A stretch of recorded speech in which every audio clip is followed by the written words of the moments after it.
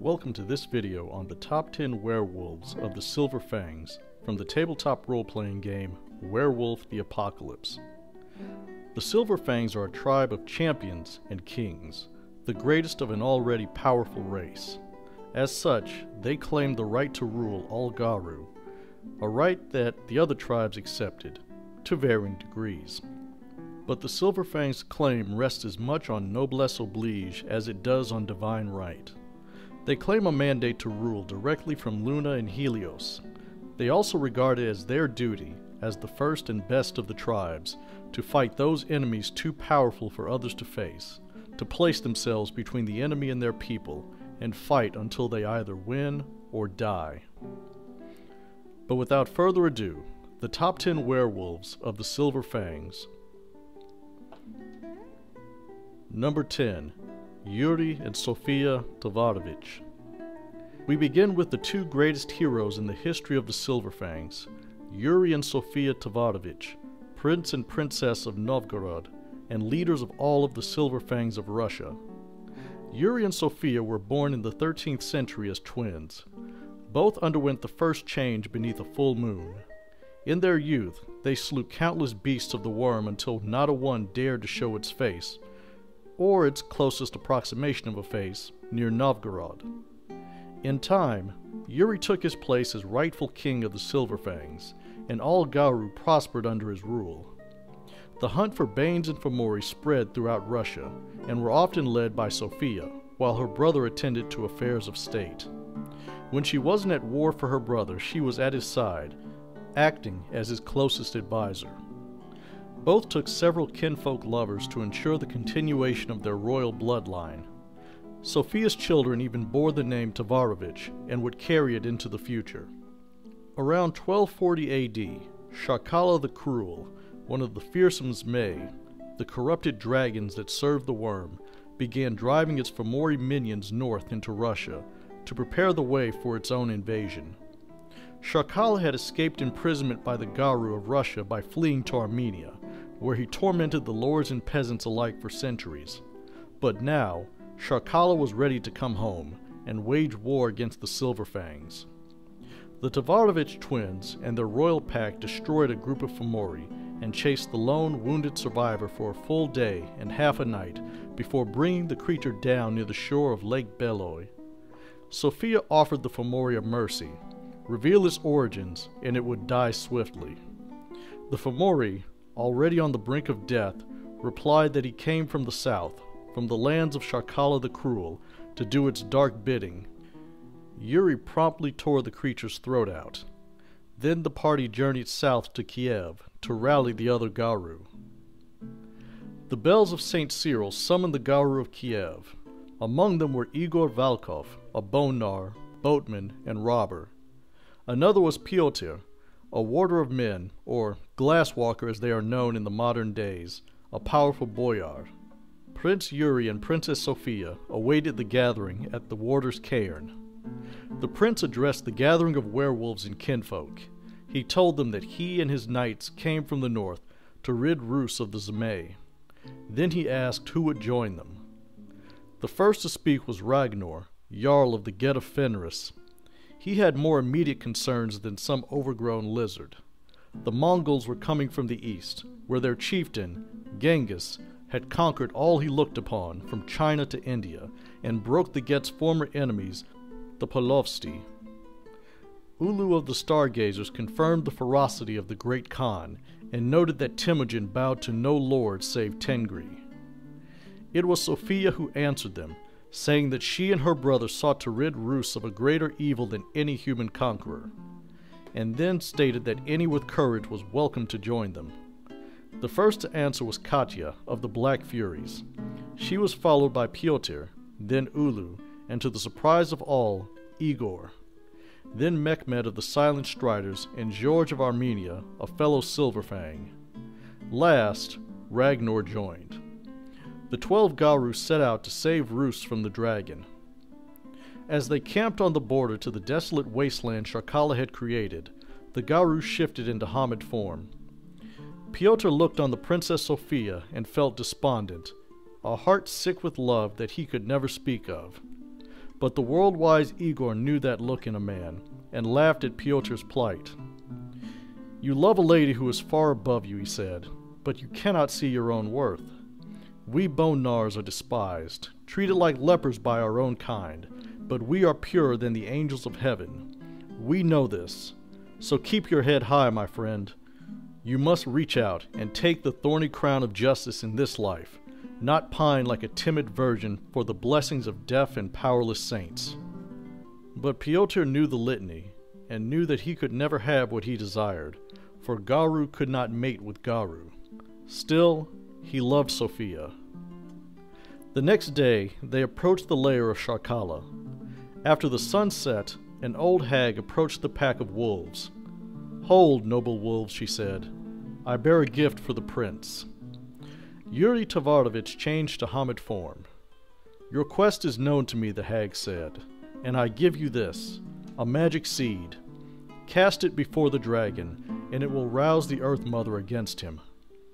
Yuri looked at the seed, felt its power. "What can we give you in return?" the prince replied.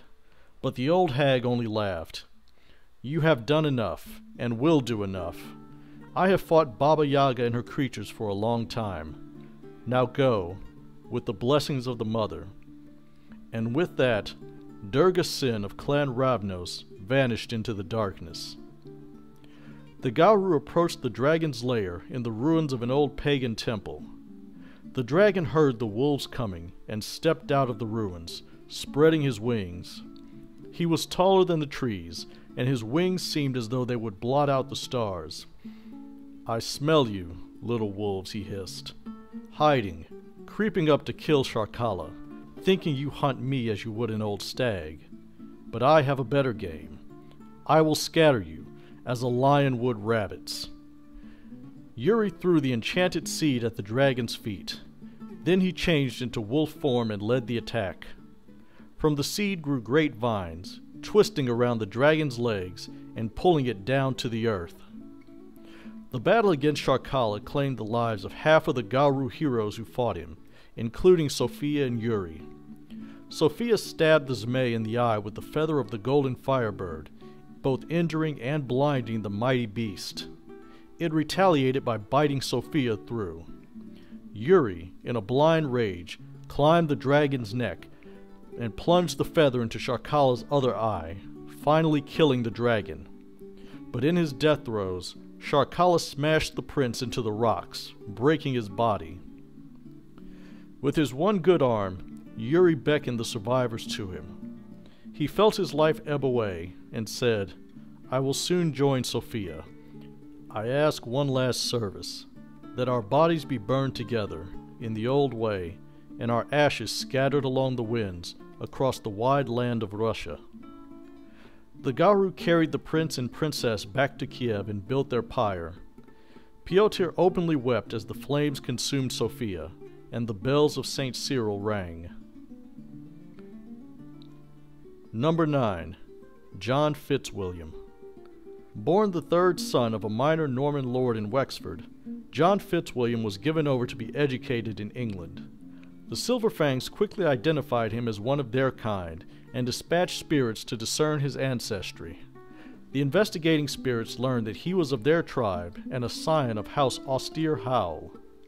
John underwent the first change during a hunt and actually transformed in his sleep. Then the Silverfangs took him to the Protector's cairn on Salisbury Plain so that his real education could begin. John Fitzwilliam distinguished himself by protecting the cairn's bond from incursion by vampires. Soon after, he was groomed to be a leader. Then, he returned to Ireland as a hostage to the Fenrir of Munster. But John spent his time among the Get learning to relish battle and further honed his martial skills.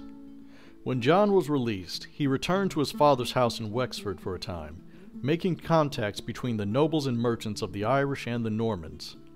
When he reached the age of majority, he earned the title Du Austere Howell, and temporarily formed a pack of Fenrir and Silverfangs that slew worm beasts in the south of Ireland. John returned to England in his late 20s and joined a Silverfangs pack on the Isle of Wight. His proficiency at leadership, politics, and battle marked him out as a potential king of House Auster-Hall. His mastery of English, French, and Latin made him a crucial negotiator on the behalf of House Auster-Hall with the Fianna. But if there was one mark against him, it was his lusty nature. Fitzwilliam had sired propitiously in both Ireland and England. Supposedly he fathered Ken and Gowrie alike, even a Metis. His wildness led his adoptive grandfather, Simon de Auster-Hall, to believe that John may not be worthy of the title of king. For his own part, John preferred fighting and winching to navigating the murky seas of politics. Number 8. Isaiah Mourningkill. Over a century before his great-grandson, Jonas Albrecht, began his journey from exile to king, another prince of House Wormfoe was cast out. Unlike Albrecht, Isaiah Mourningkill never returned to the North Country Protectorate. Isaiah found himself in a political struggle with the Sept's Cairnwarder, one that he lost, resulting in his banishment. So he said goodbye to his wife and traveled west to the American frontier. As a powerful theurge, he was drawn to a great disruption of spirits that began in the 1830s. A powerful Bane spirit, once bound by the Pure Ones, was able to break free due to a combination of the Croatan sacrifice and the European Gowrie unwittingly breaking the Bane's wards when they claimed the Croatans' cairns. The Bane spirit devoured a Weaver spirit, morphing into a monstrosity called the Storm Eater. By the time Mourningkill reached the west, the Gowrie were beginning to realize the extent of the Storm Eater's power, as entire towns were wiped out and warped the land in its wake. Isaiah Mourningkill was instrumental in contacting the theurges of the Uktena and the Wendigo, and convincing them to unite with the European Gowrie, the hated Wormcomers, to stop the Storm Eater's onslaught. Mourningkill united the tribes, not under him, but behind him. Sometimes he traveled alone, sometimes with a pack, but everywhere he went, he left the people and Gowrie better than how he found them. In 1889, the Two Moons Pack returned from the heavens with the means to bind the Storm Eater once again, the Rite of Still Skies. But the rite called for great sacrifice. One powerful Gowrie from each of the 13 tribes would have to end their lives at 13 cairns to create a web of gnosis to strip the Storm Eater of its power. Isaiah Mourningkill was the first to step forward to participate in the rite. On December 28, 1890, Isaiah Mourningkill and 12 other Rank 6 Gowrie gave their lives to bind the Storm Eater once again. However, with Isaiah's death, the European Gowrie were suddenly less willing to make peace with the Uktena and the Wendigo. The Silverfangs, embarrassed by the information that they had a hand in releasing the Storm Eater, suppressed the tale of Isaiah Mourningkill and his heroic sacrifice. When Jonas Albrecht ascended the throne of House Wormfoe and committed to reconcile the Silverfangs with the Uktena and the Wendigo once more, Galliards began to sing again about the exiled prince who once gave his life for the good of all Gowrie. Number 7. Chase's Street Demons. Chase's Street Demons is a Lupus Ahroun and hero of the war against Baba Yaga. His name came from his rite of passage when he chased down and destroyed a car because he believed it to be of the worm. Later, he slew a group of black spiral dancers, then followed a falcon spirit into a cave deep in the Ural Mountains. In the cave, he discovered 2 swords lodged in a rock. Chases tried to pull one of the swords out, then the other, but neither sword budged an inch. In frustration and anger, Chases grabbed both swords and yanked. The twin swords of Lothair slid easily out of their rock. These swords were a legendary pair of fetish weapons that could create deafening thunderclaps and stored rage for the wielder's use. Before the Shadow Curtain enclosed Russia, Chases was a swaggering bravo. But when the war against the Iron Hag turned into a struggle for survival, his deeds spoke for themselves. He did not seek glory or enemies. Both found their way to him. Near the end of the war, Chases met Tamara Tavarovich, queen of House Crescent Moon and war leader of Russia's Gowrie. The two found that their minds and spirits complemented each other perfectly. Tamara was a master strategist who could plan battles on multiple fronts. Chase's street demons was a frontline war leader who could be trusted to take command where it was needed. In diplomatic matters, Chases also served as Tamara's liaison to those Garou who would only hear reason when it came from a Lupus, rather than a Hamid. When Baba Yaga was slain and her shadow curtain collapsed, Chase's street demons left his homeland to see the rest of the world, find new battles to fight, and mentor promising young Garou packs with his hard-earned knowledge. Number 6. Josiah Winford. Josiah Winford was born in Asheville, North Carolina. His parents gave him the best schooling money could buy, and Josiah grew up to be athletic, determined, and a dreamer. He was especially fascinated with tales of knighthood and chivalry. When he was 9, he decided to join the military, thinking that was the closest he could come to being a knight in the modern age. But when the Silver Fangs came for him, it caused a bit of a scandal as they plucked him right out of his boarding school and carried him off for training. When Josiah returned a year later, his frantic parents were shocked, relieved, and angry all at the same time. They believed he had been kidnapped and waited weeks for any kind of ransom note or word. When the police couldn't turn up any clues about Josiah's whereabouts, they gave him up for dead. His return from the grave was in all the local papers. For 2 years, Josiah had to keep his meetings with the Garou a secret, but he still dreamed of being a knight, only now a knight for Gaia who would ride into battle against the worm. Josiah Winford, however, had a little problem. He was descended from Old English royalty and was blessed with a powerful connection to his heroic ancestors. The whispers of his past lives led him to believe that he was King Arthur of Camelot reborn. At the age of 18, Josiah now struck out on his own to find his place in the world and prove that he was a true king. He formed a mixed pack of Silver Fangs in Fianna. Together they traveled through Kentucky, Tennessee, and North Carolina, battling servants of the worm. After destroying a Black Spiral Dancer's hive in Kentucky, Josiah found a grand clave at the bottom of a polluted pond. To his mind, it was Excalibur, returned to the hand of the king, and proof that he was who he believed himself to be. When Josiah's pack fell to infighting, he left them in disgust. He wandered alone for a time before he met Hattie Thunderwife, a child of Gaia and leader of the Sept of the Moon's Blessing. Josiah accepted her invitation to act as the cairn's warder, which to him was the same as being a king. After all, a true king protects his vassals and subjects. Younger Garou are inspired by the tales he tells, not just of his own deeds and battles, but those of his past lives. If only someone could get him to lighten up on his insistence for chivalry and courtly etiquette, though. Number 5. Kolya, Blood of Iron. Kolya was born in 1949 in St. Petersburg, though, at the time, people had taken to calling the city Leningrad. His family made certain that everyone knew of their boundless loyalty to the Communist Party, and as important, their devotion to Comrade Stalin. But in the quiet of their home, Kolya's parents told him stories about Russia as it had been before 1917, the tales of the great czars and the noble heroes of old.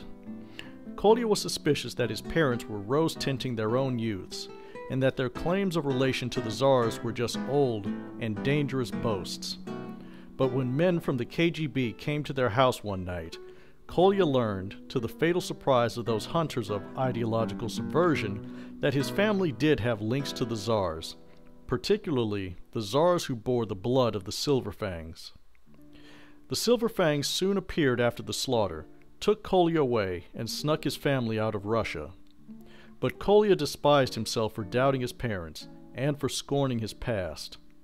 So he took to devouring every story he could about the history, customs, and rights of the Silver Fangs. His deed name was given to him by his mentor, who found the young Galliard poring over written histories of old battles, and commented in passing that he must have blood of iron to remain awake for so long. Kolya joined House Wiseheart, and in time rose to become Right Master of the Arlsea Cairn. Kolya has years of experience in battle, but does not have a single battle scar. Such is his ability to not only fight fiercely, but with intelligence. As Kolya grew in rank, so too did his knowledge of rites. By the 1990s, he possessed every rite known to the Garou, including the precious rite of cairn building, a joining of the physical and spiritual world. Like nearly every other Garou in Russia, Kolya was trapped in the motherland by the Shadow Curtain during Baba Yaga's reign of terror. In October 1997, the Iron Hag decided to exterminate the Russian branch of House Wiseheart for good. Black Spiral dancers, vampires, and Fomori descended on the Aral Sea cairn like a flood. After a month of fighting alone, the cairn fell, and with it, the 1,000-year-old legacy of Wiseheart was snuffed out. Kolya fought as hard as he could, but was stabbed through by a Black Spiral dancer's Baneclave and left to die in the snow. But his iron blood would not let him drift off into Gaia's embrace. He stayed awake and alive for 8 hours until he was found by Caspar de la Serna, his steward and a fellow survivor of the Battle of the Aral Sea. Caspar managed to carry his mentor away from the carnage, break through a weak point in the Shadow Curtain, and escape Russia with a handful of other survivors of House Wiseheart. From Europe, they made their way to Egypt, and finally to an abandoned cairn of House Wiseheart, the Sept of the Midnight Sun, in Luxor, Egypt. The wound left by the Baneclave on Kolya defies all natural and magical healing arts. Kolya believes that if he can somehow find a cure for the worm poison that afflicts him, it would rally the broken House Wiseheart and possibly the entire tribe. But if death is to be his fate, he would rather die on his feet, in one final battle, not wasting away on a sickbed. Number 4. Mary Campbell. If you asked the Scottish-born Silverfangs Arun, Mary Campbell, about being queen, she would likely tell you that only a fool would desire a crown, and only a mad woman could keep it. Mary ascended to the throne of House Auster-Howell following the death of her father. He was the third monarch to die in as many years. For House Auster-Howell had been corrupted by the Defiler Worm, and many of its senior Garou were members of the Silver Spiral, a faction of Silverfangs devoted to corruption and excess. Mary, only 2 years from her first change, rallied the loyal nobles of the house to her and set about purging the Auster-Howell of its corrupted members. That was when her house was targeted by House Gleaming Eye of Northern Europe. By the time Mary got to cleaning up her house, it was already too late. The Gleaming Eye decided to overthrow Auster-Howell's cairns and decide for themselves if Mary would be the second Scottish queen of that name to lose her head. Instead, Mary Campbell fled to Dublin to seek sanctuary with the Fianna. However, the Ard Rí of the Fianna, Bron MacFiann, maddened by his dealings with the Fae, broke his word to Queen Mary and forced her to flee into Europe. Now Mary and her court are underground, running from House Gleaming Eye while trying to rally supporters to reclaim their lands in England and Scotland. While Mary is on the run, she pieced together a theory of what truly happened. It was no coincidence that the Gleaming Eye moved on House Auster-Howell at the same time the Black Spiral dancers began to attack the Fianna in Scotland. Mary believes that there is a traitor in the ranks of House Gleaming Eye who is a Silver Spiral, and worked to clear the field for the dancers in Scotland so that they could hatch some malefic scheme. But whatever the truth is, Mary Campbell is willing to do whatever it takes to restore her house, or die in the attempt. To that end, she has reached out to form alliances with the lesser tribes. She is trying to find glasswalkers amenable to her cause. But the Silverfangs have largely been shut out of the new intertribal alliance created by the Shadow Lord Theurge, Yuri Konietzko. Mary wonders if she may have to swallow her pride and petition the Margrave for his help. But Mary may have another potential ally in the new High King of the Silverfangs, who is no stranger to unmasking and killing minions of the Defiler, Jonas Albrecht. That is, if she can get an audience with him before the Gleaming Eye kills her. Number 3. Grimfang. Grimfang is older than many of the trees in Russia. He even remembers planting some of them. The Theurge has an unusual soul. one that does not return to the womb of Gaia upon death, but transmigrates with each death he experiences. Somewhere within 2,000 miles of his death, Grimfang is always reborn in the form of a cub, for he possesses the gift of rebirthing, unique to him and given to him by Gaia. In his present incarnation, Grimfang has traveled to every corner of Russia, much of Europe, and Southeast Asia to combat the forces of the worm. After his journeys ended in the 1960s, he became Cairn Warder for the Sept of the Crescent Moon in the Ural Mountains. In the 30 years since, Grimfang became the wisest theurge in Russia, and one of the mightiest in the Garou nation. Of course, he has had several lifetimes to hone his skills. Number 2. Tamara Tavarovich. Tamara Tavarovich is a Garou of the oldest house and the purest bloodline, a direct descendant of the greatest heroes of the Silverfangs tribe. Yet her renown is not due to title or genealogy. Tamara is a powerful theurge in her own right, and the Garou who led not just the Silverfangs, but all of Russia's Garou during the dark reign of Baba Yaga. Before she ascended to the throne of House Crescent Moon, she was an adventurer of sorts, delving into lost secrets and fetishes that would make her house and tribe stronger. Her thirst for knowledge is how she joined the Ivory Priesthood, a secret society of Silverfangs that keeps the secret of death, supposedly handed down from Gaia herself when the first wolf rescued her from the underworld. Tamara has done little to keep her membership secret, and regularly wears dresses of pure white, the ceremonial color of the Ivory Priesthood. Tamara rose to prominence when the Garou of Russia were being driven to the brink by the armies of the Iron Hag. At the time, the Sept of the Crescent Moon was ruled by her uncle, King Pyotr Volk. He had ruled for 50 years, but fear, Harano, and the Hag's success turned his heart to bitterness and despair. He became obsessed with an ancient artifact, the Firebird Crystal, which he believed would turn the tide of the war. He sent his bravest warriors into the Dark Umbra to find it, but none returned. Instead, it was his niece, Tamara, who emerged from the land of the dead with the crystal, and an even stranger object. When King Pyotr tried to master the Firebird Crystal, he destroyed his mind and was left as a drooling invalid. And this is how Queen Tamara Tavarovich came to rule House Crescent Moon in 1995. Queen Tamara led the Silverfangs and their allies, the Get of Fenris and the Black Furies, through the darkest 2 years of the war, as the forces of Baba Yaga bled them of a full third of their combined strength. On November 1st, 1997, Tamara rallied her forces at Kursk, the ancient lair of Baba Yaga's most loyal servant, the Zmei, Grigornis Deathwing, a mighty dragon of darkness in service to the worm. Over 100 Garou joined in the battle, the largest force of werewolves in Russia since the War of Rage. If Deathwing fell, the tide of the entire war would change. But simple numbers would not be enough to defeat one of the Zmei. A dozen Garou died in the dragon's first attack. Theurges called down lightning from the heavens to tear away at Grigornis Deathwing's ink-black scales. The leader of the Black Furies, Mother's Pride, destroyed one of Grigornis's powerful wings. This brought the great beast to the ground, but cost the Black Fury her life, as Deathwing's toxic ichor ripped her apart from the inside. Silent Striders and Ivory Priests drained away the dark umbral energy, empowering the Zmei. Finally, Anton Nordenskald of the Get of Fenris and Tamara slew Grigornis Deathwing with their respective weapons.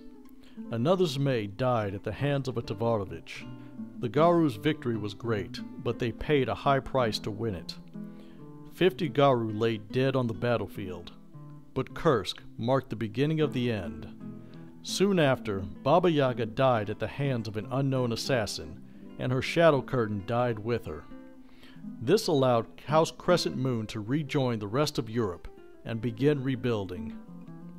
If Queen Tamara has made one mistake during her reign, it was placing her trust in Lord Arkady Iceclaw. Arkady had penetrated the Shadow Curtain and fled Russia, supposedly to find help. In truth, he journeyed to America to usurp the North Country Protectorate and leave his fellow Garou to Baba Yaga's mercy. When Arkady was finally bested by Jonas Albrecht, he returned to Russia, not only with his tail between his legs, but his mouth filled with lies about how the crude Americans of House Wormfoe refused to come to the aid of House Crescent Moon. Eventually, the truth will out. Jonas Albrecht traveled to Russia himself and revealed Arkady's treachery as the worm beast Yochlethmatrik threatened Eastern Europe. Arkady later cleansed his honor by dying to slay the creature. His death also served to open a dialogue between Queen Tamara and King Albrecht. As the apocalypse approaches, Tavarovich is the foremost advocate of cooperation between the houses of the Silver Fangs. She's even coming around to the idea that Jonas Albrecht might be the man to lead their tribe in the final battle. Number 1. Jonas Albrecht. Few Silverfangs have risen so high as Jonas Albrecht after having fallen so low. But despite his crudeness of manner, which offends his more regal cousins in Europe, there is no one who embodies what it means to be a king of the Silverfangs than the formerly exiled prince. Jonas Albrecht was a scion of House Wormfoe, a descendant of Isaiah Morningkill, and grandson of then-king of the North Country Protectorate, Jacob Morningkill. Jonas' mother was the king's daughter, but she, like her brothers and sisters, did not breed true. Jonas' father was kinfolk of the Albrecht family, who maintained a pure bloodline, but were upjumped merchants from Holland, and not true nobility. But when it became apparent that Jonas had bred true and would eventually change, it was assumed that he was Jacob's natural heir. But Jacob fell especially hard to the madness that tends to emerge in the Silverfangs tribe. He interpreted Jonas' youthful adventurings as attempts to undermine and eventually usurp him. After Jonas killed a powerful worm beast and returned to the court with its head, Jacob demanded that Jonas kneel in supplication. Jonas, young, proud, and confused as to what was happening, refused. That was exactly the excuse that Jacob Morningkill needed to command that Jonas be exiled from the North Country Protectorate for insubordination and treason. Jonas Albrecht left the Protectorate for New York City, where he threw away all of his heritage and pride as a Silverfang. He fell in with the Bone Gnars of Central Park. Their leader, Mother Larissa, knew exactly who Jonas was and gave him hospitality. For years, Jonas acted as a warder of the cairn, though he spent as much time getting falling down drunk and fighting other Garou. One of these fights was against the Black Fury vigilante, Marty Cabra, after Jonas gave her just a little too much of his Silverfang haughtiness. Albrecht defeated her, barely, but the two Aruns would clash again, each time without a definitive victor. Their battles became the chatter of the New York Garou for a time. Then, one day, Jonas literally ran into a lost cub of the Wendigo named Evan, destined to heal the wounds between the Wendigo and the European Garou. Needless to say, the Black Spiral dancers do not want the Garou to stop their infighting, so they murdered Evan's parents and meant to do the same to him. Jonas Albrecht's long-suppressed sense of honor wouldn't let him leave the boy to the dancers, so he helped Evan escape, and reluctantly began to mentor him in the ways of the Garou. As the Black Spiral dancers continued their pursuit, Jonas was forced to seek help from his old enemy, Mari Cabra. Jonas held the Black Spiral dancers at bay while Mari escaped into the Umbra with Evan. The dancers took Jonas captive and tried to torture him into joining them, but the Silverfang was rescued by the totem of his tribe, Falcon. Jonas asked why Falcon would save someone like him, who had dishonored the Silverfangs. As the two soared through the Umbra, Falcon told him that honor does not rest upon a king's crown, but within the hearts of heroes. Falcon then told him that his fate and Evan's were bound, and to deliver Evan to the Wendigo. When Falcon cast Albrecht out of the Umbra, they were in the Amazon rainforest, where Mari and Evan were under attack by a Bane. Jonas rescued them, and they traveled by Moonbridge to the north, where Evan survived an impromptu rite of passage and returned to save Jonas and Mari. Since then, The trio became a loose pack, each loners, but they were willing to rush to one another's aid, whether they asked for it or not. Jonah's path to the throne of the Silverfangs is recorded in the poem, The Lay of the Silver Crown. Jacob Morningkill was slain by the Black Spiral Dancers on his own throne. His dying words were to recall his grandson from exile and give him the crown. Yet the North Country Protectorate was host to another Silverfang, a refugee from Russia of the purest breeding, Arkady Iceclaw, who was also the architect of the former king's death. Jonas returned, but Arkady laid his own claim to the throne on the basis of his superior breeding and martial prowess. Jonas took Arkady up on the latter offer and met the Russian in combat, only to be handily defeated. The story would have ended there, except Jonas discovered evidence of Arkady's treachery and his worm taint. But because of Arkady's noble status and purity of breeding, Jonas' claims would only be taken as the bitter whimpering of a defeated rival. Jonas Albrecht and his pack went on a quest to search for the greatest artifact of the Silverfangs tribe, the Silver Crown, a fetish that would give the worthy the power of absolute command over the other Garou. But if the unworthy tried to don the crown, it would melt their skulls. In a hidden cairn in New York, Jonas recovered the Silver Crown and deposed Arkady, finally becoming king of the North Country Protectorate, and with the blessings of Falcon, High King of the Silverfangs. One of his first acts was to recall Loba Carcassonne, another Silverfang sent into exile by his grandfather, and declare war on a secret cult of the Defiler Worm, the 7th generation. Albrecht's destruction of the cult was significant, so much so that his deed was recorded in the Silver Record, the glyphic history of the entire Garou nation. Following the destruction of the 7th generation, Albrecht traveled to Europe to join the battle on the continent against the worm beast, Jokleth Matric, the Dragon of Croatia.